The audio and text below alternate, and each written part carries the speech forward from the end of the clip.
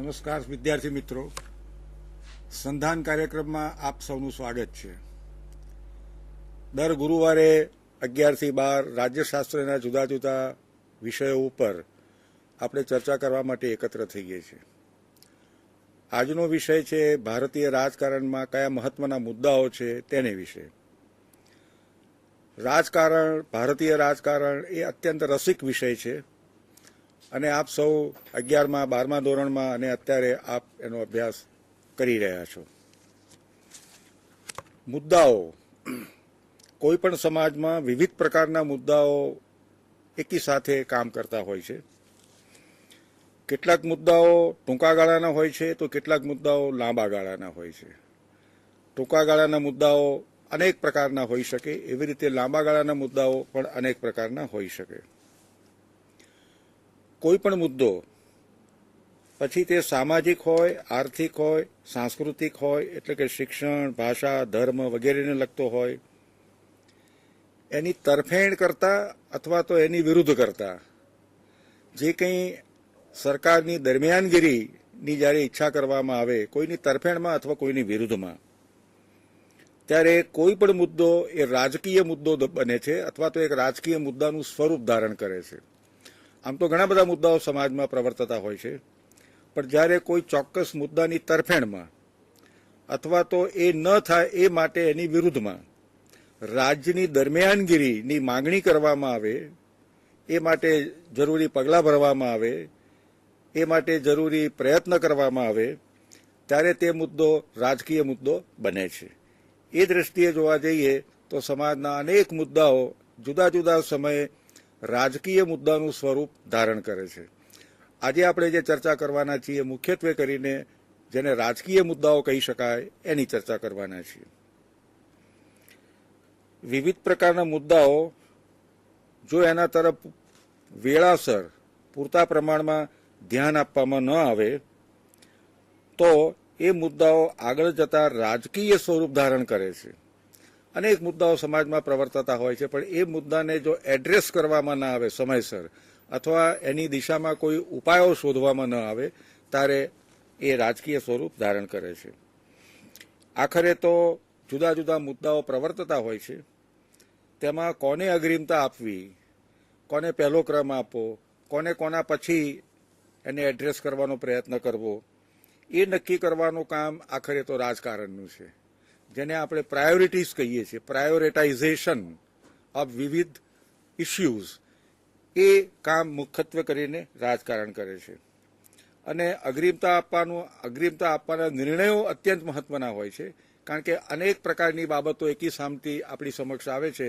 એમાં પહેલે આપણે કોને ઉકેલવાનો પ્રયત્ન કરવો અથવા એ માટે શું કરવું, એ બધા જે નિર્ણયો છે, અગ્રિમતા નક્કી કરવાના નિર્ણયો, એ અત્યંત મહત્વના નિર્ણયો હોય છે, ખાસ કરીને રાજકારણની અંદર. કેટલાક દાખલા દ્વારા આપણે સમજવાનો પ્રયત્ન કરીએ. જેમ કે પરમાણુ શસ્ત્રોને અગ્રિમતા આપવી કે પરંપરાગત શસ્ત્રોને અગ્રિમતા આપવી. આપણે પરંપરાગત શસ્ત્રો બહુ મોટા પ્રમાણમાં આપણે ત્યાં છે, પણ આપણે પરમાણુ શસ્ત્રો, પરમાણુ પ્રયોગો કર્યા, ત્યાર પછી પરમાણુ શસ્ત્રો બનાવ્યા, એટલે આપણી અગ્રિમતામાં પરમાણુ શસ્ત્રોને આપણે મહત્વનું સ્થાન આપ્યું. એટલે આ અગ્રિમતા નક્કી કરવાનું જે કામ છે એ રાજકારણે કરવાનું હોય છે.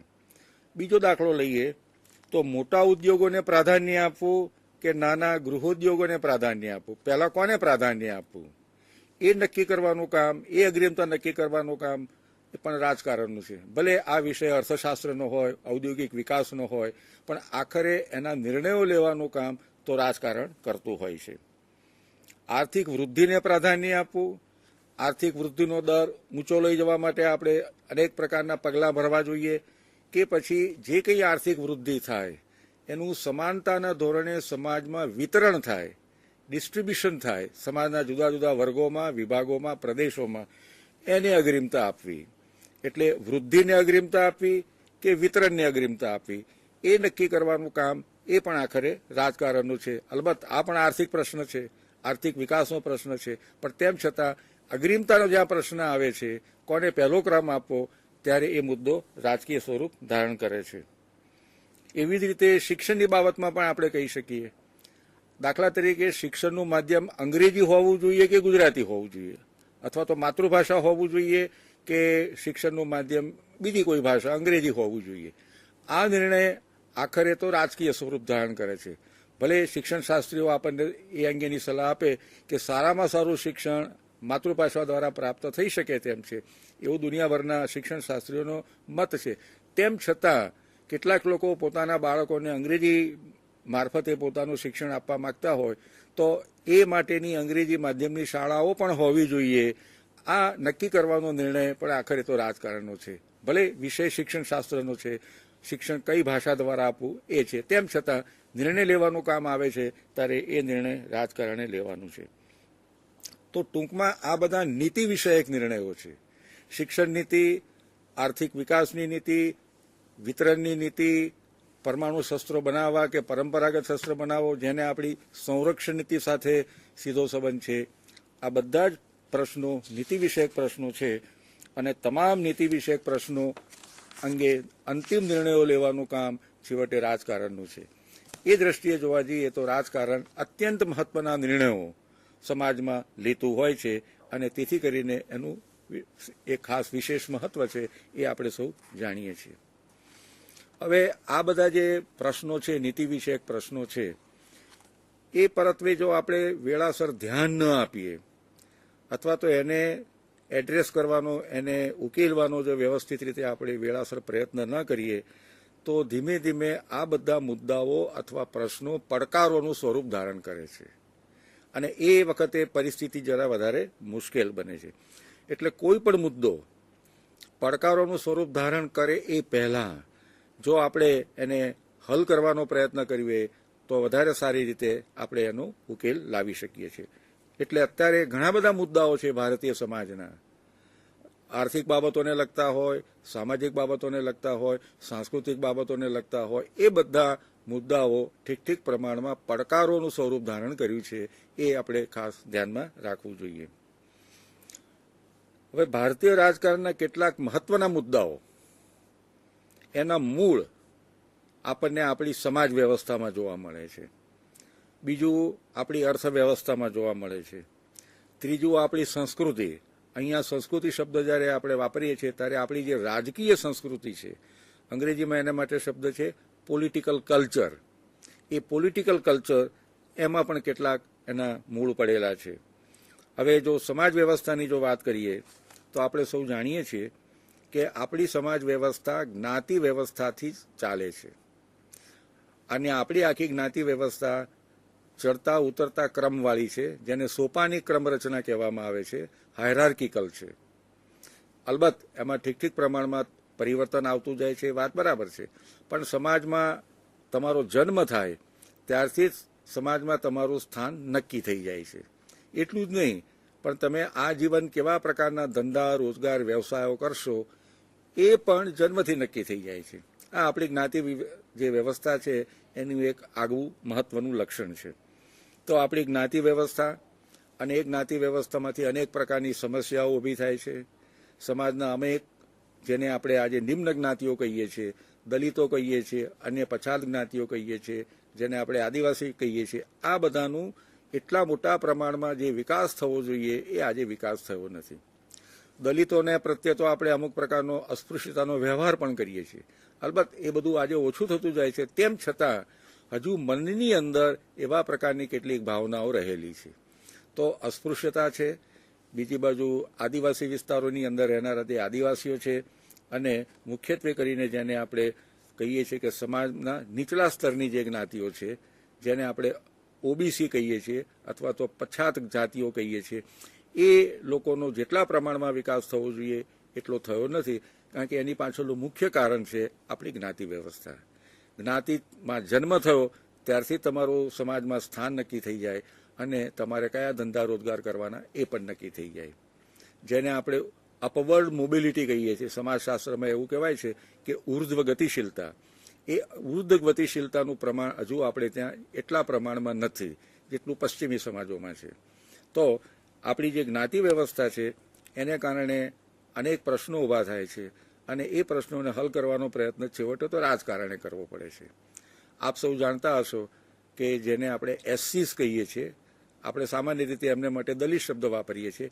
બીજી બાજુ એસટીઝ, જેને આપણે શેડ્યુલ ટ્રાઇબ્સ કહીએ છીએ, બંધારણની અંદર એસસીઝ અને એસટીઝ કહેવામાં આવ્યું છે, શેડ્યુલ કાસ્ટ અને શેડ્યુલ ટ્રાઇબ્સ કહેવામાં આવ્યા છે. એ લોકો માટે અનામતની ખાસ વ્યવસ્થા કરવામાં આવેલી છે. એમના વસ્તીના પ્રમાણમાં ધારાસભાઓમાં, પાર્લામેન્ટમાં એમને અનામત બેઠકો પ્રાપ્ત થાય છે. આ પરંપરાગત રીતે એમનું સ્થાન જે હતું એમાંથી કંઈક એમને ઊંચે લાવવા માટે, ઉત્કર્ષ કરવા માટે, રાજકારણમાં એમની ભાગીદારી વધે અને રાજકારણમાં ભાગીદારી દ્વારા એમનું એક પ્રકારનું સશક્તિકરણ થાય, એવા ઉચ્ચ આદર્શોથી આપણા બંધારણની અંદર, જેને આજે આપણે અનામત વ્યવસ્થા કહીએ છીએ, તે મૂકવામાં આવેલી છે. બીજી બાજુ સમાજની જે નિમ્ન જ્ઞાતિઓ છે, જેને અન્ય પછાત જ્ઞાતિઓ તરીકે ઓળખવામાં આવે છે, એને માટે પણ સરકારી નોકરીઓમાં, શિક્ષણ સંસ્થાઓમાં અનામત વ્યવસ્થા દાખલ કરવામાં આવી છે. કારણ કે એ આપણી જે પરંપરાગત સમાજ વ્યવસ્થા છે એનો કંઈક અંશે ભોગ બનેલા છે. કારણ કે શિક્ષણનું પ્રમાણમાં ઓછું રહેલું છે, આર્થિક પરંપરાગત વ્યવસાયો તેઓ કરતા હતા. એ બધાને કારણે એમનો પણ ઉત્કર્ષ થાય, સરકારી નોકરીઓમાં એમને સ્થાન મળે, શિક્ષણની સંસ્થાઓમાં એમને સ્થાન મળે, એમને માટે પણ અનામત વ્યવસ્થા દાખલ કરવામાં આવી છે. આ નીતિ વિષયક પ્રશ્ન થયો. કારણ કે સમાજનો આટલો મોટો હિસ્સો, દાખલા તરીકે વિકાસના ફળોથી જો વંચિત રહ્યો હોય અને એમાં જો કોઈનો દોષ હોય તો આપણી સમાજ વ્યવસ્થાનો દોષ છે, આપણી જ્ઞાતિ વ્યવસ્થાનો દોષ છે, તો એમાંથી એમનો ઉત્કર્ષ કરવા માટે રાજ્ય તરફથી આવા ખાસ પ્રયત્ન થાય તો એ યોગ્ય છે એવું આપણે જરૂર કહી શકીએ. અંગ્રેજીમાં એને પોઝિટિવ ડિસ્ક્રિમિનેશનની નીતિ કહેવામાં આવે છે. આપણે ગુજરાતી કરીએ તો હકારાત્મક ભેદભાવની નીતિ. એક પ્રકારનો ભેદભાવ ખરો પણ હકારાત્મક છે. એમને વધારે સશક્ત કરવા માટે આ એક પ્રકારની નીતિ આપણે અપનાવી છે. એ આપણી સમાજ વ્યવસ્થામાંથી આપણને જે જ્ઞાતિ વ્યવસ્થામાંથી જે મુદ્દાઓ ઊભા થાય છે, પ્રશ્નો ઊભા થયા છે, એને હલ કરવા માટે રાજ્યે આ જાતના પ્રયત્નો કરેલા છે. પછી આવે છે આર્થિક વિકાસ. હવે આર્થિક વિકાસનો મોડેલ આપણે જે અપનાવ્યો છે, એ આર્થિક વિકાસના મોડેલને કારણે એક બાજુ મોટા પ્રમાણમાં સમૃદ્ધિ વધતી જાય છે. આપ સૌ જે શહેરમાં રહેતા હશો એ જોઈ શકતા હશો, ઠીક પ્રમાણમાં સમૃદ્ધિ વધી છે. જ્યારે બીજી બાજુ બેકારી, બેરોજગારી, ગરીબી એનું પ્રમાણ પણ ઠીક પ્રમાણમાં આજે પણ ચાલુ છે. આટલા બધા પ્રયત્ન કરવા હોવા છતાં પણ આજે ગરીબીની રેખા નીચે રહેનારાની સંખ્યા ઠીક પ્રમાણમાં છે. એ માટે જુદા જુદા આંકડા છે. કોઈ કે 80% વધારે લોકો ગરીબીની રેખા નીચે રહે છે, કોઈ કે જે 26-27% જેટલા ગરીબીની રેખા નીચે રહે છે. જે કંઈ ગરીબીની રેખાની ચર્ચામાં આજે આપણે જતા નથી, પણ એટલું ચોક્કસ કહી શકીએ કે ભારતની વસ્તીનો લગભગ ત્રીજો ભાગ, 33થી 35% જેટલા લોકો જુદા જુદા પ્રકારની ગરીબીની રેખા નીચે જીવે છે. એટલે એમના માટે તમારે ખાસ ચોક્કસ પ્રયત્ન કરવા પડે. તો આપણી અર્થવ્યવસ્થામાં જે મોડેલ આપણે સ્વીકાર્યો છે, એ મોડેલને કારણે હજુ પણ ગરીબીની રેખા નીચે જીવનારાઓને આપણે મોટા પ્રમાણમાં ગરીબીની રેખાની ઉપર આવી શક્યા નથી. આ ગરીબી આવા આર્થિક પ્રશ્ન છે, પણ ગરીબીની સમસ્યાને હલ કરવા માટે શું કરવું જોઈએ એ માટે જે નીતિ વિષયક નિર્ણયો લેવાના છે, એને માટે રોજગારીની દાખલા તરીકે યોજના જાહેર કરવામાં આવી છે. આ બધા નીતિ વિષયક પ્રશ્નો છે. તો ગરીબી હોય, બેરોજગારી હોય, એક પ્રકારનું ડિપ્રાઇવેશન, વંચિતતા હોય, એ બધાને દૂર કરવાનો પ્રયત્ન આખરે તો રાજકારણે કરવાનો છે. અને એ માટેની જુદી જુદી જેને આપણે યોજનાઓ કહીએ છીએ, એ યોજનાઓ રાજ્ય સરકાર અને કેન્દ્ર સરકાર અમલમાં મૂકવાનો પ્રયત્ન કરતી હોય છે. બીજી આપણી એક મોટી સમસ્યા આપણી વસ્તી વધતી જાય છે. જ્યારે આપણે સ્વતંત્ર થયા ત્યારે આપણી વસ્તી લગભગ 32-35 કરોડની હતી. આજે જ્યારે 2011ની જ્યારે વસ્તી ગણતરીના આંકડા આવશે ત્યારે અત્યારે એવું લાગે છે કે આપણી વસ્તી 1 અબજ અને 17 કરોડ જેટલી થઈ ગઈ હશે. 1 અબજ અને 17 કરોડ જેટલી વસ્તી. એટલે તમે કલ્પી શકો છો કે કેટલા મોટા પ્રમાણમાં આપણી વસ્તી વધી છે. અલબત્ત વસ્તી વધારાનો દર ધીરે ધીરે ઉત્તરોત્તર ઘટતો જાય છે, પણ વસ્તી તો વધતી જ જાય છે. હવે આ વધતી જતી વસ્તી એ આપણે માટે એક બહુ મહત્વનો પડકાર છે. કારણ કે જેમને એક તો દાખલા તરીકે તમારે એમને શિક્ષણ આપવું પડશે, એમને રોજગારી આપવી પડશે, એમને ખાધા ખોરાકીના સંસાધનો આપવા પડશે. આ બધી બાબતો, પીવાનું પાણી જોઈશે, મકાન જોઈશે, આ બધી બાબતોને આપણે ધ્યાનમાં રાખવી જોઈએ. તો વધતી જતી વસ્તી એ પણ આપણે મોટો પ્રશ્ન છે, અને એ વધતી જતી વસ્તી ઉપર કેવી રીતે ધીરે ધીરે આપણે અંકુશ મેળવવાનો પ્રયત્ન કરવો, એ પણ આખરે તો નીતિ વિષયક પ્રશ્ન બને છે. જતી વધતી હોય, બેરોજગારી હોય, ગરીબી હોય, આ બધા આર્થિક પ્રશ્નો છે અથવા સામાજિક પ્રશ્નો છે, પણ તેમ છતાં એનું નિરાકરણ કરવાનું કામ તો આખરે રાજકારણે કરવાનું છે. માટે તે બધા રાજકીય મુદ્દાઓ બને છે. માટે ગરીબી હટાવો એવું એક રાજકીય સૂત્ર જે ઇન્દિરા ગાંધીએ આપેલું હતું એવું આપવું પડે છે. તો કહેવાનો અર્થ એટલો છે કે બધા જ મુદ્દાઓ આખરે તો કોઈને કોઈ સ્વરૂપમાં રાજકીય સ્વરૂપ ધારણ કરે છે. પછી આપણે જોઈએ તો આપણી સંસ્કૃતિ, એટલે કે આપણી જે રાજકીય સંસ્કૃતિ છે એના કેટલાક વલણો છે. મહદઅંશે આપણે બધા નસીબવાદી છીએ, જેને પ્રારબ્ધવાદ કહેવામાં આવે છે. જે આપણા નસીબમાં લખ્યું હશે તે થશે.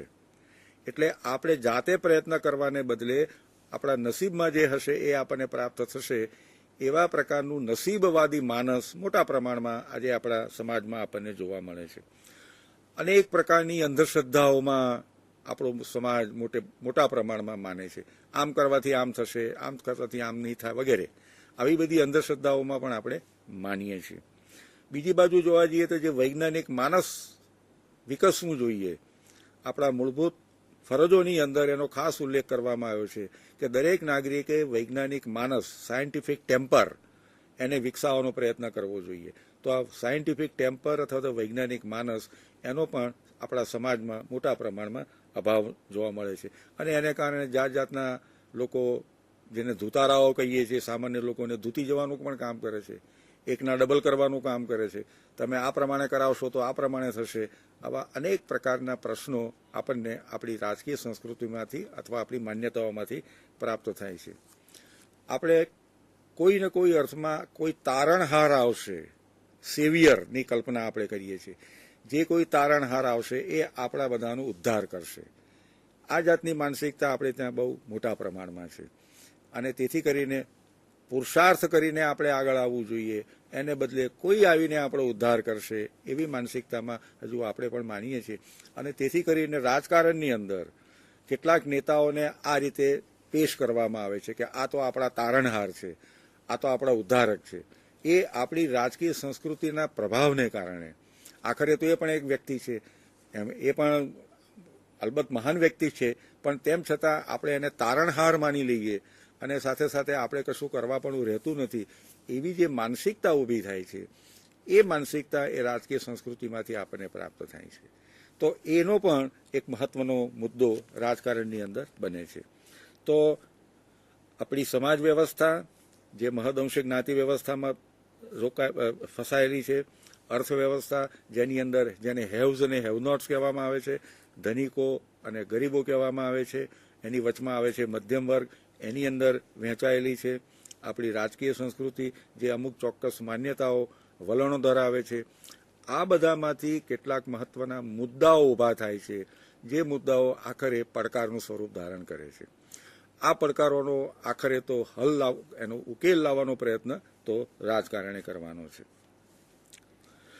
હવે કેટલાક મુદ્દાઓના મૂળ આપણી રાજકીય પ્રથામાં છે, એના પર આપણે ખાસ ધ્યાન કેન્દ્રિત કરવું જોઈએ. દાખલા તરીકે તમે સૌ જાણો છો કે આપણે સંસદીય શાસન પદ્ધતિ, પાર્લામેન્ટરી સિસ્ટમ ઓફ ગવર્મેન્ટનો સ્વીકાર કર્યો છે. પાર્લામેન્ટરી સિસ્ટમ ઓફ ગવર્મેન્ટનો અર્થ એ છે કે પાર્લામેન્ટ અથવા તો વિધાનસભા, રાજ્ય કક્ષાએ વિધાનસભા, એમાં જે પક્ષને સ્પષ્ટ બહુમતી મળી હોય એ પક્ષના નેતાની રાષ્ટ્રપ્રમુખે વડાપ્રધાન તરીકે અને રાજ્યની અંદર રાજ્યના ગવર્નરે મુખ્યમંત્રી તરીકે નિમણૂક કરવાની હોય છે. રાષ્ટ્રપ્રમુખ અને ગવર્નર નિમણૂક કરવાની સત્તા ધરાવે છે, પસંદ કરવાની સત્તા ધરાવતા નથી. પસંદગી કોણ કરે છે? જે પક્ષને બહુમતી મળી છે એ પક્ષ પોતાના નેતા તરીકે જેની પસંદગી કરે એ નેતાને રાષ્ટ્રપ્રમુખે વડાપ્રધાન બનાવવાના અને રાજ્યની અંદર ગવર્નરે એમને મુખ્યમંત્રી બનાવવાના. આપણે નાગરિકો તરીકે આપણા વડાપ્રધાનની કે આપણા મુખ્યપ્રધાનની ચૂંટણી કરતા નથી.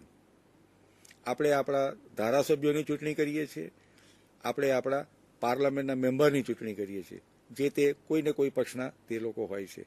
એટલે પક્ષમાંથી જે નેતા બને એને વડાપ્રધાન અથવા તો મુખ્યમંત્રી તરીકે નિમણૂક કરવામાં આવે છે. આ પાર્લામેન્ટરી સિસ્ટમ ઓફ ગવર્નમેન્ટ છે, એ આપ સૌ જાણો છો. બીજું, આપણે ત્યાં બહુપક્ષ પ્રથા છે. આટલા વર્ષો થયા છતાં પણ જેને પાર્લામેન્ટરી સિસ્ટમની એક આદર્શ પરિસ્થિતિ એ છે કે મુખ્યત્વે કરીને બે પક્ષો હોય, દ્વિપક્ષ પ્રથા જેને કહી શકાય. એક પક્ષ સત્તા ઉપર હોય તો બીજો પક્ષ વિરોધ પક્ષે હોય. આ બંનેની ખૂબ જરૂર છે. સત્તા પક્ષે સત્તાના સૂત્રો સંભાળવાના છે, તો વિરોધ પક્ષે એના પર જરૂરી નિયમન રાખવાનું છે, અંકુશ રાખવાનું કામ કરવાનું છે. સત્તાધારી પક્ષ અને વિપક્ષ એ બંનેના સંચાલનથી જ પાર્લામેન્ટરી સિસ્ટમ ખૂબ સારી રીતે ચાલી શકે. આ બે પૈડા છે, એ પૈડા વિના પાર્લામેન્ટરી સિસ્ટમનો રથ આગળ ચાલી શકે નહીં. પણ કમનસીબે અથવા તો બીજી કોઈ આપણી સમાજ વ્યવસ્થાને કારણે અથવા તો આપણા અનેક પ્રકારના બીજા ભાતીગળ પ્રદેશો વગેરેને કારણે હજુ આપણે દ્વિપક્ષ પ્રથા વિકસાવી શક્યા નથી. અલબત્ત કેટલાક રાજ્યોની અંદર દ્વિપક્ષ પ્રથા લગભગ સ્થાપાઈ ગઈ છે, જેમાં એક બાજુ કાં તો ભારતીય જનતા પાર્ટી હોય કાં તો બીજી બાજુ કોંગ્રેસ પક્ષ હોય. કેટલીક જગ્યાએ જોડાણોની સરકારો રચાઈ છે. પણ હજુ કોઈ પણ એક પક્ષને કેન્દ્રમાં સ્પષ્ટ બહુમતી મળતી નથી. અગાઉ આપણે જાણીએ છીએ કે કોંગ્રેસને વિશાળ પ્રમાણમાં સ્પષ્ટ બહુમતી મળતી હતી, જેને આપણે વન પાર્ટી ડોમિનન્સ સિસ્ટમ કહેતા હતા, એક પક્ષ પ્રભાવ પ્રથા કહેતા હતા. પણ એ આજે પરિસ્થિતિ રહી નથી. આજે કેન્દ્રમાં જોડાણ સરકાર અસ્તિત્વમાં આવે છે. પછી છે નેશનલ ડેમોક્રેટિક એલાયન્સ NDA હોય અથવા તો અત્યારે યુનાઇટેડ પ્રોગ્રેસિવ એલાયન્સ કે UPA હોય. એટલે જોડાણ સરકારોના યુગની અંદર આપણે પ્રવેશી ચૂક્યા છીએ. નજીકના ભવિષ્યની અંદર કોઈ પણ એક પક્ષને એકલે હાથે ચૂંટણી લડીને બહુમતી મેળવીને સત્તા પર આવવાની શક્યતા બહુ દેખાતી નથી નજીકના ભવિષ્યમાં. એથી પછી આગળ શું થશે એ આપણે જાણતા નથી. તો એનો અર્થ એ થયો કે આ જે જોડાણ સરકારો છે એ જોડાણ સરકારોના કેટલાક તકાજાઓ છે, કમ્પલ્સન્સ છે. જુદા જુદા પ્રદેશોની પ્રાદેશિક પક્ષોના એમાં જોડાયેલા હોય, જુદા જુદા પક્ષો પણ એમાં જોડાયેલા હોય. એ બધા જોડાયેલા હોય એમાં એમની વચ્ચે વિચારધારાનું સામ્ય હોય પણ ખરું, વિચારધારાનું સામ્ય ન પણ હોય. સત્તામાં ભાગીદારી પ્રાપ્ત થાય છે માટે એ લોકો જોડાણ સરકારોમાં જોડાયેલા હોય છે. હવે જોડાણ સરકારોમાં જોડાયેલા હોવાને કારણે પ્રાદેશિક પક્ષો એમના મનમાં એમના પ્રદેશના હિતો વધારે મહત્વના હોય છે. જ્યારે આપણે જેને રાષ્ટ્રીય પક્ષો કહીએ છીએ, ભારતીય જનતા પાર્ટી હોય કે કોંગ્રેસ હોય, એના મનમાં એકંદરે સમગ્ર રાષ્ટ્રના પ્રશ્નો વધારે મહત્વના હોય છે. એટલે અહીંયા એક પ્રકારનો વિરોધાભાસ આપણને જોવા મળે છે. પ્રાદેશિક પક્ષો કેન્દ્ર સરકારમાં જોડાય છે, પણ પ્રાદેશિક પક્ષો અને એમના નેતાઓની નજર મુખ્યત્વે કરીને પોતાના પ્રદેશ પૂરતી હોય છે. અથવા તો જે જ્ઞાતિ પર આધારિત છે એ પક્ષો ખાસ કરીને પોતાની જ્ઞાતિને વધારે મહત્વનું સ્થાન આપે છે. એટલે આ જોડાણ સરકારોના યુગમાં આપણે જે પ્રવેશ્યા છીએ એના આ કેટલાક કમ્પલ્સન્સ છે ને કેટલાક તકાજાઓ છે. એના કારણે જોડાણ સરકારો ક્યારેક એવી માગણીઓ કરે છે કે જે કેન્દ્ર સરકારને સ્વીકારવાની મુશ્કેલ હોય, તેમ છતાં એને સ્વીકારવી પડે છે. એવા ઘણા ઉદાહરણો આજે આપણે ભારતીય રાજકારણમાંથી આપી શકીએ છીએ. આ જોડાણ સરકારોને લીધે આપણી જે કેબિનેટ સિસ્ટમ ઓફ ગવર્નમેન્ટ છે, કેબિનેટ સિસ્ટમ પાર્લામેન્ટરી સિસ્ટમની ભાગ તરીકે કેબિનેટ સિસ્ટમ ઓફ ગવર્નમેન્ટ છે. અત્યંત મહત્વના નિર્ણયો આપણી કેબિનેટ લે છે. પ્રધાનમંડળની અંદર જે નાની એક સંસ્થા કહી શકાય એવી છે કેબિનેટ છે. તો એ કેબિનેટ પ્રથા એના ઉપર પણ એની કેટલીક અસરો પડી છે. વડાપ્રધાનનું સ્થાન કેબિનેટમાં સૌથી મહત્વનું છે. કેબિનેટની બધી જ મિટિંગોની અંદર વડાપ્રધાન એના પ્રમુખ સ્થાને બેસે છે. કેબિનેટનું કામ મહદઅંશે સરકારની જુદા જુદા પ્રકારની નીતિઓ નક્કી કરવાનું છે. હવે પ્રધાનમંડળમાં કોને લેવા કોને ન લેવા એ આમ સંસદીય શાસન પદ્ધતિમાં તો એ વડાપ્રધાનનો વિશેષાધિકાર કહેવાય. એ રાષ્ટ્રપ્રમુખને સલાહ આપે કે આ વ્યક્તિને કેબિનેટમાં સ્થાન આપો અથવા પ્રધાનમંડળમાં સ્થાન આપો, અને રાષ્ટ્રપ્રમુખ એ વ્યક્તિને પ્રધાનમંડળમાં સ્થાન આપે અને વડાપ્રધાન કે એ પ્રમાણે એને ખાતું પણ સોંપવામાં આવે. રાષ્ટ્રપ્રમુખની પાસે કયું ખાતું કઈ વ્યક્તિને સોંપવું એ અંગેની કોઈ સત્તા નથી.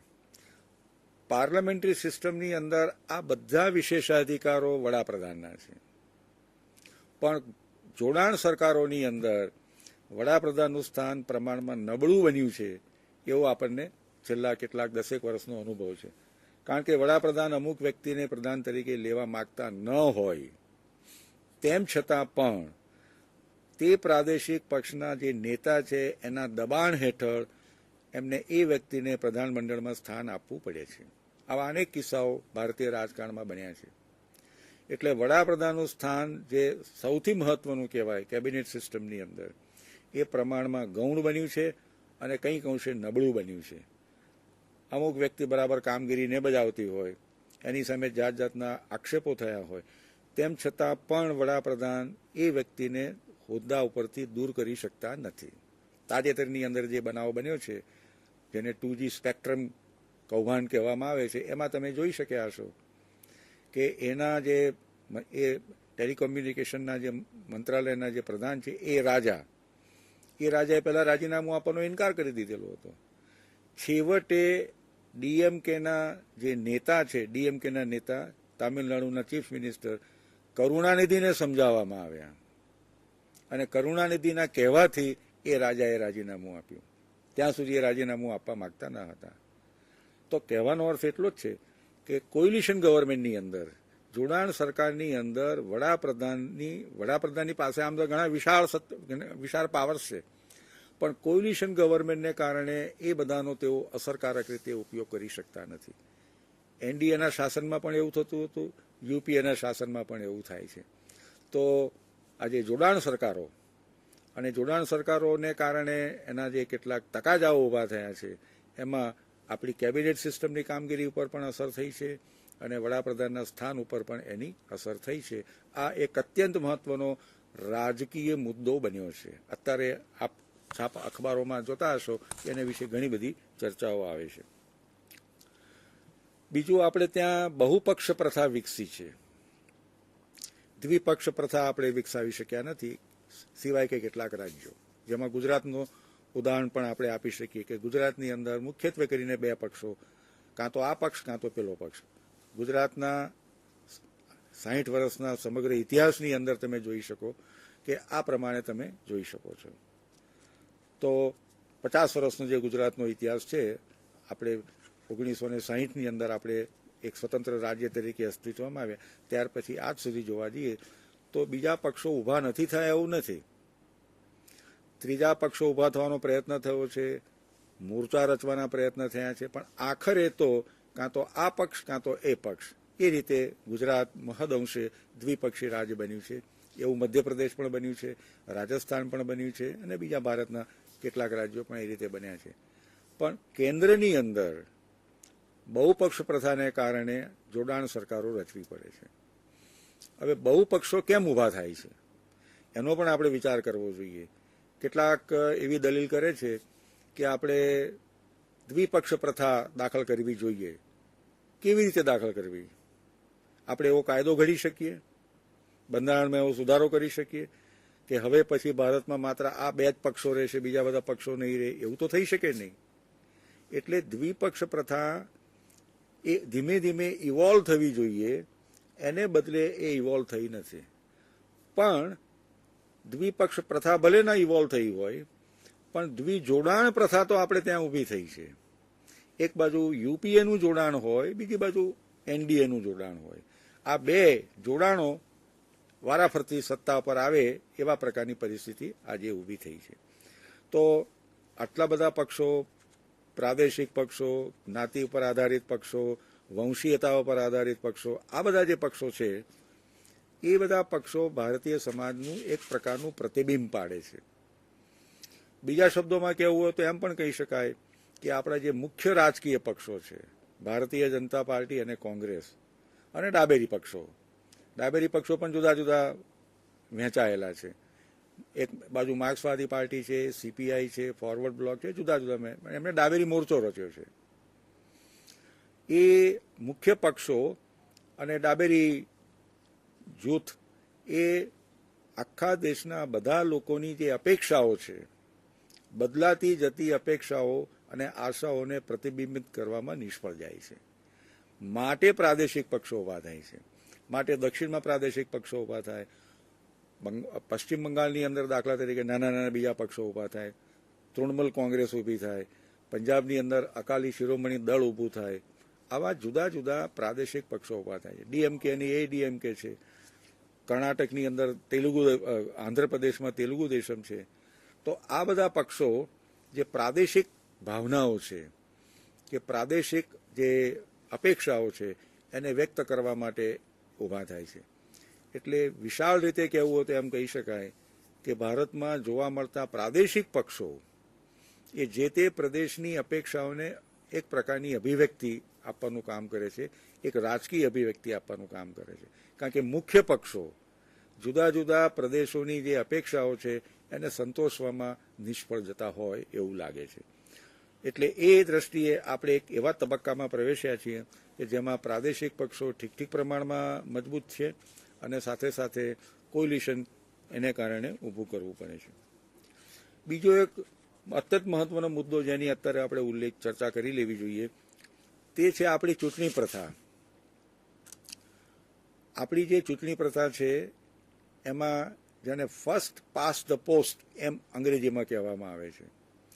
એક મત વિભાગમાં જે કોઈ ઉમેદવારને સૌથી વધારે મત મળ્યા હોય, બહુમતી મત નહીં, સૌથી વધારે બીજા ઉમેદવારો કરતાં એને વધારે મત મળ્યા હોય એ ઉમેદવાર ચૂંટાયેલો જાહેર થાય છે.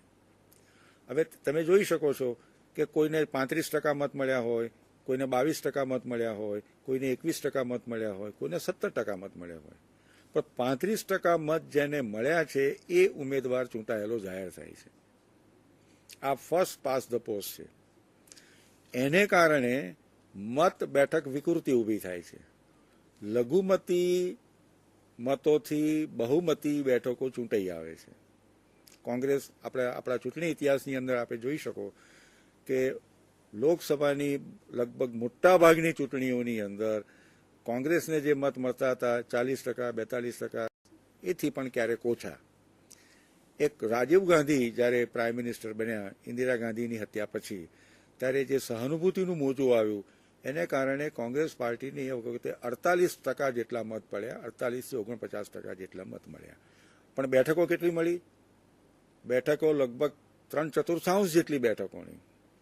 તાજેતરમાં તમે જોઈ શકો છો કે બિહારની અંદર જેડીયુ અને ભારતીય જનતા પાર્ટીનું જે જોડાણ છે એને કેટલી બેઠકો મળી? 85% જેટલી બેઠકો મળી. જ્યારે મતની ટકાવારી માંડ 36% કે 38% જેટલી જ છે. બીજા બધા જે પક્ષો છે એમને ઘણી ઓછી બેઠકો મળી, પણ એમને મત પ્રમાણમાં ઠીક પ્રમાણમાં મળ્યા છે. એટલે જેને મત બેઠક વિકૃતિ કહીએ છીએ એ મત બેઠક વિકૃતિ એ પણ આપણા દેશની એક અત્યંત મહત્વની સમસ્યા બની છે. એ કેવી રીતે દૂર કરવી? લઘુમતી મતે વધારે બેઠકો મળે અને જો 2/3 કે એ કરતાં વધારે બેઠકો મળી હોય તો તમે બંધારણમાં સુધારા પણ કરી શકો. એ જાતની પરિસ્થિતિ આપણે ત્યાં અવારનવાર ઊભી થઈ છે. તો ચૂંટણીઓની જે વ્યવસ્થા છે, ચૂંટણી પ્રથા છે, એમાં ધરમૂળથી ફેરફારો કરવાની જરૂર છે. અને જેટલા પ્રમાણમાં મત મળતા હોય એટલા પ્રમાણમાં, લગભગ એટલા પ્રમાણમાં એને બેઠકો મળે એવા પ્રકારની કોઈ વ્યવસ્થા આપણે ત્યાં હોવી જોઈએ. એની સામે પણ અનેક પ્રકારની દલીલો કરવામાં આવે છે, પણ અત્યારે આપણે એની ચર્ચામાં નહીં જઈએ. પણ ચૂંટણી સુધારાની જ્યારે આપણે વાત કરીએ છીએ ત્યારે ચૂંટણી સુધારાની અંદર બીજું ઘણું બધું કરવાનું જરૂર ઊભી છે. કારણ કે આખરે લોકશાહીની અંદર ચૂંટણી એ અત્યંત મહત્વનું અંગ છે. ચૂંટણીઓ વિના તમે લોકશાહીની કલ્પના કરી શકો? નહીં કરી શકો. પણ ચૂંટણીઓ હોય એટલે જ લોકશાહી હોય એવું પણ ના કહી શકાય. ચૂંટણીઓ લોકશાહીનું અનિવાર્ય અંગ છે, પણ માત્ર ચૂંટણીઓ કરીએ અને બીજી બધી જે લોકશાહીની શરતો છે એનું જો પાલન ન કરીએ તો એ સાચા અર્થમાં લોકશાહી નથી. લોકશાહીની બીજી અનેક મહત્વની શરતો છે. દાખલા તરીકે બહુપક્ષ પ્રથા હોવી જોઈએ. એક જ પક્ષ હોય, એ જ શાસન કરવાનો હોય ને એને જ તમારે ચૂંટવાના હોય ચૂંટણી ભલે થતી હોય પણ આપણે એને લોકશાહી નહીં કહીએ. એટલે મતદારોને જુદા જુદા પક્ષો વચ્ચે પસંદગી કરવાની સ્વતંત્રતા હોવી જોઈએ. બીજું, સંચાર માધ્યમો મુક્ત હોવા જોઈએ. આપણું ઇલેક્શન કમિશન છે એ પણ નિષ્પક્ષ હોવું જોઈએ, નિર્ભયતાથી કામ કરી શકે તેવું હોવું જોઈએ. તો પ્રચાર કરવાની પૂરતા પ્રમાણમાં છૂટ હોવી જોઈએ, ફ્રી એન્ડ ફેર ઇલેક્શન હોવા જોઈએ. આ બધી બાબતો મુક્ત સંચાર માધ્યમો, જેને આપણે નાગરિક સ્વતંત્રતાઓ કહીએ છીએ, એ મોટા પ્રમાણમાં હોવી જોઈએ. અને ચૂંટણીઓ હોય ત્યારે આપણે એને લોકશાહી કહી શકીએ. તો લોકશાહીની આ જે પવિત્રતા જાળવવા માટે બીજી ઘણી બધી બાબતો કરવાની જરૂર છે. પણ આપણી ચૂંટણી પ્રથાની અંદર 3-4 મહત્વના દૂષણો જે દાખલ થયા છે એનો ખાસ આપણે ઉલ્લેખ કરવો જોઈએ. અને એ આપણે માટે એક મોટું સ્વરૂપ, એક મોટા પડકારનું સ્વરૂપ ધારણ કરી રહ્યા છે. દાખલા તરીકે અંગ્રેજીમાં જેને મસલ પાવર કહેવામાં આવે છે, બાહુબલ, જેની પાસે શક્તિ છે, બાહુબલીઓ જેને હવે કહેવામાં આવે છે, મસલ પાવર, ગુંડા તત્વો, અસામાજિક તત્વો એ મોટા પ્રમાણમાં ચૂંટણીઓને પ્રભાવિત કરવાનો પ્રયત્ન કરે છે. બીજી બાજુ જેને મની પાવર કહેવામાં આવે છે, ચૂંટણીઓની અંદર પુષ્કળ પ્રમાણમાં નાણાકીય ખર્ચ થાય છે. ચૂંટણી ખર્ચની મર્યાદામાં રહીને ભાગ્યે જ કોઈ ચૂંટણી લડતું હશે. મોટા પ્રમાણમાં બેફામ ચૂંટણીઓમાં ખર્ચ થાય છે. સામાન્ય માણસ, મધ્યમ વર્ગનો માણસ ચૂંટણી લડી ન શકે એવી પરિસ્થિતિ ઊભી થઈ છે. કરોડો રૂપિયા ચૂંટણી પાછળ ખર્ચાય છે. એ પૈસા ક્યાંથી આવતા હશે, કોણ આપતું હશે, આપણે વિચારવાનો પ્રશ્ન છે. કારણ કે જે લોકો ચૂંટણીમાં પૈસા આપે છે એનો કોઈને કોઈ રીતે લાભ લેવાનો પ્રયત્ન કરવાના જ છે. તો મની પાવર, મસલ પાવર અને મીડિયા પાવર, સંચાર માધ્યમો પણ એક પાવર બન્યા છે. અને ચૂંટણી વખતે તમે કદાચ અનુભવ્યું હશે, જોયું હશે કે અમુક પ્રકારના સમાચારો છાપવામાં આવે છે, સમાચારોને છપાવવામાં આવે છે, જેને અંગ્રેજીમાં પેઇડ ન્યૂઝ કહેવામાં આવે છે. ટીવી ચેનલો ઉપર પણ અમુક રીતે રજૂઆતો કરવામાં આવે છે. આ બધું એમનેમ થતું નથી. એની પાછળ ઠીક પ્રમાણમાં નાણાં આપવામાં આવે છે. આ ઉમેદવાર સારી રીતે પ્રચાર કરી રહ્યા છે, આ ઉમેદવારને જીતે આવવાની શક્યતા વધારે છે, આવા સમાચાર આવે એટલે આપણને એમ લાગે કે આ ઉમેદવાર બહુ લોકપ્રિય હશે માટે ચૂંટાઈ આવશે. પણ એવા સમાચાર પબ્લિશ કરવા માટે ઠીક પ્રમાણમાં નાણાં આપવામાં આવે છે. 2009ની ચૂંટણીની અંદર ઘણા એવા કિસ્સાઓ બહાર આવ્યા છે કે પૈસા આપીને સમાચારો છપાવડાવવામાં આવ્યા હોય, અથવા તો ટીવી ચેનલોને ખાસ કવરેજ કરવા માટે ખાસ પૈસા આપવામાં આવ્યા હોય. તો આ મીડિયાનો જે રીતે ઉપયોગ થઈ રહ્યો છે રાજકીય પક્ષો દ્વારા, રાજકારણીઓ દ્વારા અને ચૂંટણીઓ વખતે ખાસ, એ પણ આપણે માટે એક મોટો ગંભીર પ્રશ્ન બને. સામાન્ય માણસને આ બધાનો ખ્યાલ આવતો નથી કે આ સાચા ન્યૂઝ છે કે પૈસા આપીને છપાવવામાં આવેલા ન્યૂઝ છે. આ પણ એક મોટો પડકાર છે. એને માટે જે આપણી કાઉન્સિલ છે, પ્રેસ કાઉન્સિલ છે, એને પણ એની સિરિયસનેસ, ગંભીરતા પ્રત્યે ધ્યાન દોર્યું છે કે આ કોઈને કોઈ રીતે આપણે અટકાવવાનો પ્રયત્ન કરવો જોઈએ. કારણ કે આખરે જે ફ્રી એન્ડ ફેર ઇલેક્શન છે, યોગ્ય, ધોરણસર, મુક્ત રીતે ચૂંટણીઓ લડાવવી જોઈએ. એ ચૂંટણીઓને ક્યાંક ને ક્યાંક આ ત્રણેય પરિબળો દૂષિત કરે છે.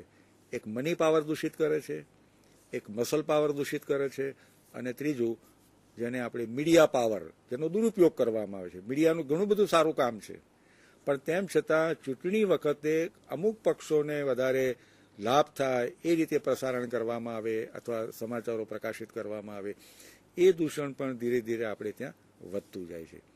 તો ચૂંટણીઓની જે પવિત્રતા જળવાવી જોઈએ, ચૂંટણીઓની લોક સ્વીકૃતિ, ક્રેડિબિલિટી જળવાવી જોઈએ, એ માટે પણ આ બધા પ્રશ્નો આજે આપણી સમક્ષ ઊભા થાય છે. ત્યાર પછી બીજા કેટલાક જે મહત્વના મુદ્દાઓ, પ્રશ્નો છે એની આપણે ટૂંકમાં વાત કરવી જોઈએ. આપણા સમાજમાં કાયદાના શાસનની ઘોર ઉપેક્ષા થાય છે. રૂલ ઓફ લો, આપણા બંધારણનો જો કોઈ આધાર હોય તો કાયદાનું શાસન છે, રૂલ ઓફ લો છે. કોઈ એક વ્યક્તિનું શાસન નથી. વ્યક્તિઓ તો આજે છે અને જાય, ચૂંટણીઓ દ્વારા વ્યક્તિઓ આવે અને જાય. વહીવટી તંત્રની અંદર વહીવટી અધિકારીઓ નિમાય અને નિવૃત્ત થાય. પણ ખરેખર શાસન કોનું છે તો કાયદાનું શાસન છે. આપણા બંધારણના 14મા આર્ટિકલની અંદર ઇક્વાલિટી બિફોર ધ લો અને ઇક્વલ પ્રોટેક્શન ઓફ લો, એમાં કાયદાના શાસનની બહુ સ્પષ્ટ રજૂઆત કરવામાં આવી છે. રૂલ ઓફ લો, કાયદાનું શાસન. હવે એ કાયદાના શાસનનો આજે ઘોર દુરુપયોગ અથવા ઘોર એનો ભંગ થતો હોય એવા આપણને જાત જાતના અનુભવો થાય છે. તો કાયદાના શાસન વિના લોકશાહી લાંબો સમય ટકી શકે નહીં. બીજી બાજુ અમે કાયદા કરતાં ચડિયાતા છીએ એવી ભાવના જ્યારે મોટા પ્રમાણમાં લોકોમાં ઊભી થાય ત્યારે પણ સાચા અર્થમાં લોકશાહી ટકી શકે નહીં. કાયદાનો ભંગ કરવો એ જાણે કે બહાદુરીનું કામ હોય એવું આજે લોકો માનતા થયા છે. તમે જોતા હશો કે ટ્રાફિક નિયમોનો ભંગ કરવો એ જાણે બહાદુરી. હવે લાલ બત્તી હોય ત્યારે આપણે ઊભા રહેવું જોઈએ, રાહ જોવી જોઈએ, એને બદલે આપણું વાહન હંકારી જઈએ. એને કારણે આપણે આપણી જાતને જોખમમાં મૂકીએ છીએ અને બીજાને જાનને જોખમ મૂકીએ છીએ. પણ તેમ છતાં આવા વલણો વધતા જાય છે. તો રૂલ ઓફ લો, અનેક પ્રકારના કાયદાઓ છે, કાયદાને માન આપવું જોઈએ એ દરેક નાગરિકની પહેલી અત્યંત મહત્વની ફરજ છે, ખાસ કરીને લોકશાહીની અંદર જેની ઘોર ઉપેક્ષા થતી હોય છે. કાયદા ઘડનારાઓ દ્વારા જ્યારે કાયદાના શાસનની ઉપેક્ષા થતી હોય એવી ચિંતાજનક પરિસ્થિતિમાં આજે આપણે મુકાતા જઈએ છીએ. જે લોકો કાયદા ઘડવાનું કામ કરે છે, જે લોકો કાયદાને અમલમાં મૂકવાનું કામ કરે છે, એ લોકો પોતે કાયદાના શાસનનો ભંગ કરે છે. એ એક મોટી ચિંતાનો વિષય છે. બીજી ચિંતાનો વિષય, સમાજમાં એક પ્રકારની ગુનાખોરીનું વાતાવરણ વધતું જાય છે, લોલેસનેસ વધતી જાય છે. કાયદો વ્યવસ્થાની પરિસ્થિતિ ધીમે ધીમે કથળતી જાય છે. રોજ લૂંટના બનાવો બને છે. સામાન્ય માણસ જતો હોય તો એના ગજબામાંથી પાકીટ કાઢી લેવામાં આવે છે, બહેનોના ગળામાંથી મંગળસૂત્ર કાઢી લેવામાં આવે છે, ઉઘાડે દિવસે ઉઘાડે છોક લૂંટફાટ થાય છે. આવા કિસ્સાઓ ઠીક પ્રમાણમાં આજે બનતા જાય છે.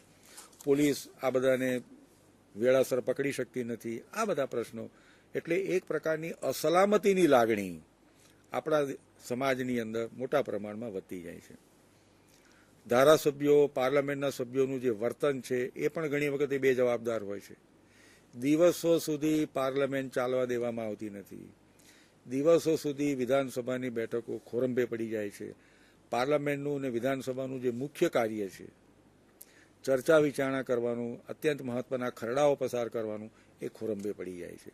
કોઈને કોઈ નિમિત્તે ઉહાપો કરવો, શોરબકોર કરવો, ગૃહની વચ્ચોવચ્ચ ધસી જવું, સૂત્રોચ્ચાર પોકારવા, આ બધું સંસદ સભ્યો અને ધારાસભ્યો માટે શોભાસ્પદ નથી. પણ તેમ છતાં આજે આપણને એ બધું જોવું પડે છે. તો સંસદીય કાર્યવાહીને બાનમાં લેવાનું વલણ, આજે અમે સંસદની કાર્યવાહી નહીં ચાલવા દઈએ. મુદ્દો ગમે તે હોય, અત્યંત મહત્વનો મુદ્દો કેમ ન હોય, પણ સંસદની અંદર ગૌરવપૂર્ણ રીતે તમે એની ચર્ચા કેમ કરતા નથી? સરકારની જે કંઈ ટીકા કરવી હોય એ તમે ગૃહમાં કેમ કરતા નથી? સરકાર ઉપર ઠપકાની દરખાસ્ત તમે કેમ લાવતા નથી? સરકાર સામે અવિશ્વાસની દરખાસ્ત કેમ લાવતા નથી? પણ સંસદની કાર્યવાહીના નિયમોનું પાલન કરીને તમારે આ બધું કરવું જોઈએ. એને બદલે સંસદની કાર્યવાહી ખોરવી નાખવાના દિવસો અવારનવાર આપણે આપણી ટીવી ચેનલો પર જોઈએ છીએ. અને હવે તો સંસદની અંદર, ખાસ તો રાજ્યોની વિધાનસભાઓની અંદર છૂટા હાથની મારામારીઓ થવા લાગી છે. આ ક્યાં સુધી આપણે લોકશાહીની અંદર આ બધું ચાલી શકે? આ પણ એક ગંભીર ચર્ચાનો, ચિંતાનો વિષય બનતો જાય છે. તાજેતરમાં ભ્રષ્ટાચારના અનેક કિસ્સાઓ બહાર આવ્યા છે. ભ્રષ્ટાચાર એ આપણા રાજ્ય દેહ અને સમાજ દેહને લાગેલું કેન્સર છે. ધીરે ધીરે જેમ કેન્સરના જીવાણુઓ આખા શરીરને કોરી ખાય એવી રીતે ભ્રષ્ટાચારનું કેન્સર આપણી લોકશાહી, આપણા સમાજ વ્યવસ્થા અને આપણી રાજ્ય વ્યવસ્થાને કોરી ખાઈ રહ્યું છે.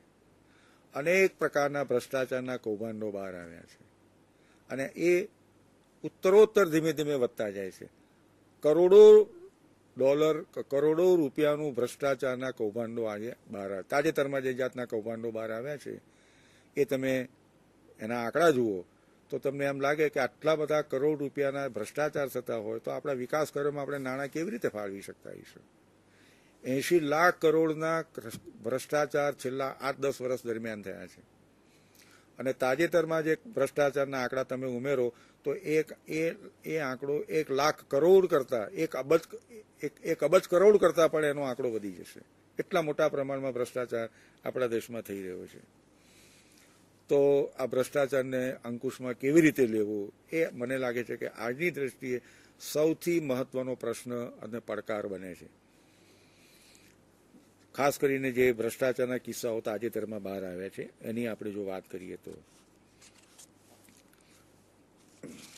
ત્યાર પછી ઉદારીકરણ અને ખાનગીકરણ જે આપણે એની જે પ્રક્રિયાઓ આપણે ત્યાં શરૂ થઈ એ વખતે આપણા મનમાં જે એક આશા હતી, એક ધારણા પણ હતી કે લાયસન્સ, પરમિટ, કોટા રાજને કારણે ઠીક પ્રમાણમાં કરપ્શન થાય છે, ભ્રષ્ટાચાર થાય છે. હવે તમે લાયસન્સ પ્રથા દૂર કરો, મોટા પ્રમાણમાં આયાત નિકાસ કરવા દો વગેરે, ઉદારીકરણ કરો, ખાનગીકરણ કરો, તો એને કારણે ભ્રષ્ટાચારનું પ્રમાણ કદાચ ઘટશે. અનુભવ એવો છે કે એના કારણે ઉલટું ભ્રષ્ટાચારનું પ્રમાણ વધ્યું છે. ભ્રષ્ટાચારનું પણ જાણે કે ઉદારીકરણ થયું હોય, ભ્રષ્ટાચારનું પણ જાણે ખાનગીકરણ થયું હોય એવું મોટા પ્રમાણમાં ભ્રષ્ટાચારના કિસ્સાઓ બહાર આવ્યા છે. અને આપણા જે મોટા મોટા કોર્પોરેટ હાઉસીસ છે, મોટી મોટી કંપનીઓ, ભારતના કહી શકાય એવા મોટા મલ્ટીનેશનલ કોર્પોરેશનો પણ કોઈને કોઈ રીતે ભ્રષ્ટાચારની અંદર સંડોવાયેલા બહાર આવ્યા છે. એટલે કોર્પોરેટ કરપ્શન, ઇન્ડિવિજ્યુઅલ કરપ્શનની વાત નથી કરતા. એકલ દોકલ સરકારી કર્મચારી માનો કે કંઈ લાંચ લેતા પકડાય એ તો ક્ષુલ્લક વસ્તુ થઈ ગઈ છે. પણ મોટા મોટી કંપનીઓ જ્યારે પોતાના હિતો માટે કરોડો રૂપિયા કોઈને કોઈ રીતે ભ્રષ્ટાચારમાં વાપરે, એને કારણે જે ભ્રષ્ટાચાર થાય છે એનો અંદાજ હજુ આવવો આપણને મુશ્કેલ છે. એટલે ઉદારીકરણ અને ખાનગીકરણ કર્યા પછી આજે એવું લાગે છે કે આ તો ઉલમાંથી ચૂલમાં પડ્યા જેવું થયું. પહેલાં કરપ્શનનું પ્રમાણ ઓછું થતું હતું, પણ ઓછું પ્રમાણ હતું. આજે તો અબજો રૂપિયાનું કરપ્શન થાય છે અને એમાં મોટા મોટી કંપનીઓ સંડોવાયેલી હોય છે. એને કેવી રીતે અંકુશમાં લેવી એ આજનો બહુ મોટો પ્રશ્ન બને છે. ન્યાયતંત્રમાં પણ ભ્રષ્ટાચારના આક્ષેપો થવા લાગ્યા છે અને એ મારી દ્રષ્ટિએ વધારે ગંભીર છે. કારણ કે આખરે ભારતના નાગરિકને જો ક્યાંય વિશ્વાસ હોય તો ભારતના ન્યાયતંત્રમાં છે, હાઈકોર્ટમાં અને સુપ્રીમ કોર્ટમાં. હવે ક્યાંક એવું સંભળાવા લાગ્યું છે કે ત્યાં પણ અમુક પ્રકારના ભ્રષ્ટાચારના કિસ્સાઓ બન્યા છે. આ ગંભીર વસ્તુ કહેવાય અને એ તત્કાળ એને અટકાવવાનો આપણે પ્રયત્ન કરવો જોઈએ. વહીવટીતંત્રમાં તો મોટા પ્રમાણમાં ભ્રષ્ટાચાર છે. એક બાજુ શિથિલતા છે, ઢીલ છે, રેડ ટેપિઝમ જેને કહેવામાં આવે છે એ છે, અને બીજી બાજુ ભ્રષ્ટાચાર છે. તો વહીવટીતંત્રનો જે ભ્રષ્ટાચાર છે એ પણ એટલો જ, કારણ કે સામાન્ય નાગરિકને તો એ સ્પર્શે છે. એની જે રોજિંદી જે જરૂરિયાતો છે, એને એક નાનું સરખું માનો કે બીપીએલ કાર્ડ જોઈતું હોય અથવા નાની સરખી કોઈ લાયસન્સ જોઈતું હોય, એમાં એને ભ્રષ્ટાચાર કોઈને કોઈ રીતે આપવો પડે છે. તો આ વ્યાપક જે ભ્રષ્ટાચાર થયો છે, છેક ટોચથી માંડીને છેક નિમ્ન કક્ષા સુધીનો, એ ભારતીય રાજકારણ સામેનો સૌથી મોટો પડકાર છે એમ મને પોતાને અત્યારે લાગે છે. શિક્ષણનું જે ખાનગીકરણ થયું છે એને કારણે પણ આજે મુશ્કેલી ઊભી થવા મળી છે. સામાન્ય માણસ પોતાના સંતાનોને ઉચ્ચ શિક્ષણ ભવિષ્યમાં આપી શકશે કે કેમ એ પ્રશ્ન ઊભો થયો છે. મિડલ ક્લાસનો એક માણસ પોતાના સંતાનોને માનો કે અમુક પ્રકારનું શિક્ષણ આપવા માગતો હોય તો આપી શકશે કે કેમ? એટલા મોટા પ્રમાણમાં શિક્ષણની અંદર પણ જેને ડોનેશનનું પ્રદૂષણ કહેવામાં આવે છે, જેને ડોનેશન શબ્દ વાપરવામાં આવે છે, એ એક પ્રકારનો ભ્રષ્ટાચાર છે. જેને કેપિટેશન ફી કહેવામાં આવે છે એ કહે છે. એટલે લાખો રૂપિયા આપીને તમારે તમારા બાળકને ભણાવવાનો છે. હવે લાખો રૂપિયા ખર્ચીને ભણેલું તમારું બાળક જ્યારે બજારમાં આવશે, ધંધો રોજગાર કરશે, ત્યારે કેવી રીતે જે રૂપિયાનું એણે રોકાણ કર્યું છે, એના માતા પિતાએ જે રોકાણ કર્યું છે એ તરત વસૂલ કરવાનો પ્રયત્ન કરશે. એટલે એમાં પણ એ નીતિ, સદાચાર એ બધાનો કંઈ આગ્રહ રાખશે એવું માનવાને કોઈ કારણ નથી. એને તો ઓછામાં ઓછા સમયની અંદર મારા માતા પિતાએ મારા શિક્ષણમાં જે રોકાણ કર્યું છે એ મારે જલ્દીથી પાછું લેવાનું છે. તો શિક્ષણની અંદર જે ખાનગીકરણ પેઠું છે એના ગંભીર પરિણામો આપણા દેશમાં આવી શકે તેમ છે. જે ઉચ્ચ શિક્ષણ જેને પોસાશે એવો એક વર્ગ ઊભો થશે, જેને ઉચ્ચ શિક્ષણ નહીં પોસાય એવો સીધો સાદો સામાન્ય વર્ગ એમાંથી ઊભો થશે. તો આ એક બહુ મહત્વનો શિક્ષણનું જે ખાનગીકરણ અને એમાં આ જે દૂષણ ઊભા થયા છે એ પણ મને લાગે છે કે આપણે માટે એક અત્યંત ગંભીર પ્રશ્ન બને છે. બીજા બે મોટા પડકારોનો સામનો આજે ભારતીય રાજકારણ કરી રહ્યું છે, જેનો ખાસ ઉલ્લેખ આજે આપણે કરવો જોઈએ. એક છે માઓવાદ અથવા નક્સલવાદ તરીકે જે ઓળખાય છે. ચેરમેન માઓની વિચારધારામાં માનનારા આ માઓવાદીઓ હિંસક પદ્ધતિઓનો ઉપયોગ કરે છે. ખાસ કરીને આદિવાસી વિસ્તારોમાં જ્યાં મોટા પ્રમાણમાં ગરીબી છે, બેહાલી છે, બેરોજગારી છે, વંચિતતાની મોટા પ્રમાણમાં લાગણી અનુભવે છે, એમના જીવન નિર્વાહના સાધનો ધીમે ધીમે ઝૂંટવાતા જાય છે, એ લોકોને એમણે સંગઠિત કરવાનો પ્રયત્ન કર્યો અને હિંસક ગેરીલા પદ્ધતિ મારફતે રાજ્યના કર્મચારીઓ હોય, રાજ્યના પોલીસ દળો હોય, એના પર તેઓ હુમલા કરે છે. એ લોકોને ભારતીય લોકશાહીમાં વિશ્વાસ નથી. આપણે એવા પ્રકારની લોકશાહીનું સંચાલન કરીએ છીએ કે જેને કારણે એમનો રહ્યો સહયો વિશ્વાસ પણ ઉઠી જાય. આ અત્યંત ગંભીર પ્રશ્ન છે. હિંસાથી તમે રાજ્યનો સામનો કરી શકતા નથી, પણ મોટા પ્રમાણમાં આજે આદિવાસી, ખાસ કરીને મધ્ય ભારતના જે આદિવાસી વિસ્તારો છે, રાજ્યો છે, એની અંદર લગભગ 180 જેટલા જિલ્લાઓ, ટોટલ જિલ્લાઓના લગભગ ત્રીજા ભાગના જિલ્લાઓ, દેશના કુલ જિલ્લાઓના લગભગ ત્રીજા ભાગના જિલ્લાઓ વત્તા ઓછા પ્રમાણમાં માઓવાદથી પ્રભાવિત થયેલા છે. અને એમાં 70થી 80 જેટલા જિલ્લાઓ તો સૌથી વધારે પ્રભાવિત છે, જેમાં માઓવાદીઓ પોતાની સમાંતર સરકાર ચલાવે છે. સાર્વભૌમ કહેવાતું ભારતીય રાજ્ય ત્યાં કશું કરી શકતું નથી. ન આપણા પોલીસ દળો કશું કરી શકે છે, કશું કરી શકાતું નથી.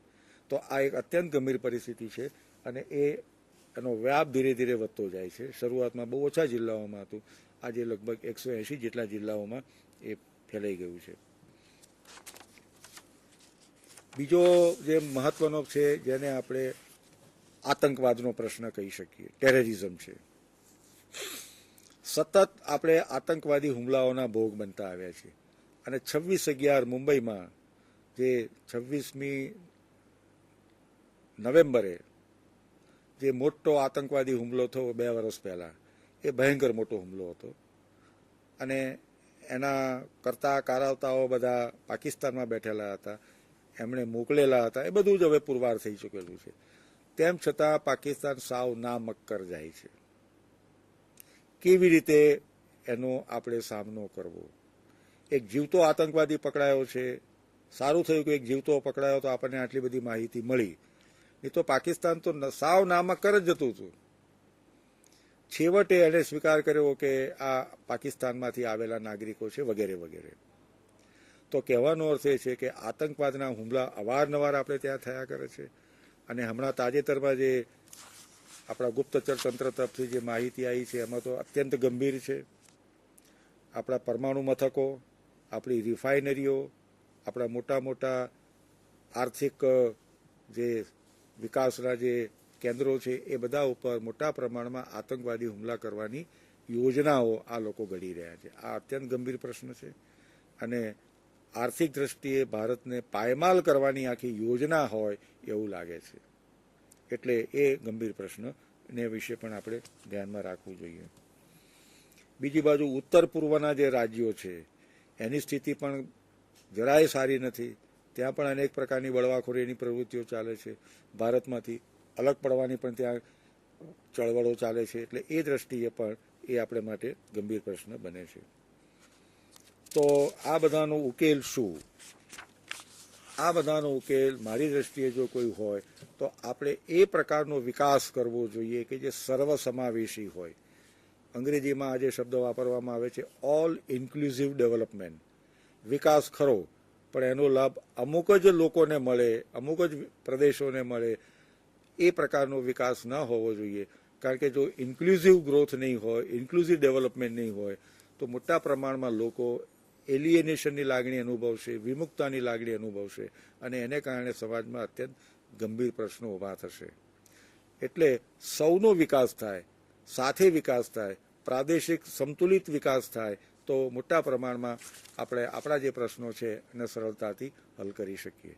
તો મિત્રો, અનેક પ્રશ્નો આપણે આ સમાજમાં આજે ઊભા થઈ રહ્યા છે અને એ બધા પ્રશ્નો ઉત્તરોત્તર વધુને વધુ ગંભીર સ્વરૂપ ધારણ કરી રહ્યા છે અને એ દ્રષ્ટિએ મને લાગે છે કે ભારતીય રાજકારણ એક એવા તબક્કામાં પ્રવેશ્યું છે કે જેમાં આપણે વધારે ને વધારે મહત્ત્વની મુશ્કેલીઓનો સામનો કરી રહ્યા છીએ. અત્યારે નેતાગીરી મજબૂત હોવી જોઈએ. એ નેતાગીરી આ બધા પ્રશ્નોને અસરકારકતાથી હલ કરી શકે એવા નેતાગીરીની પણ આજે આપણને ખાસ જરૂર છે. આપણે આશા રાખીએ કે આગામી વર્ષોની અંદર એવી એક સુદૃઢ નેતાગીરી આપણને પ્રાપ્ત થાય અને વિકાસનું મોડેલ આપણે એવો કરીએ કે જેને કારણે સૌનો એમાં વિકાસ સિદ્ધ કરી શકે. વિદ્યાર્થી મિત્રો, આ વિશે આપના મનમાં કંઈ પ્રશ્નો ઉપસ્થિત થયા હોય તો જરૂર આપે અહીંયા મોકલી શકો છો, મેસેજ ઉપર મોકલી શકો છો. આપે શાંતિથી આ ચર્ચા સાંભળી એ માટે હું આપ સૌનો આભાર માનું છું. નમસ્તે.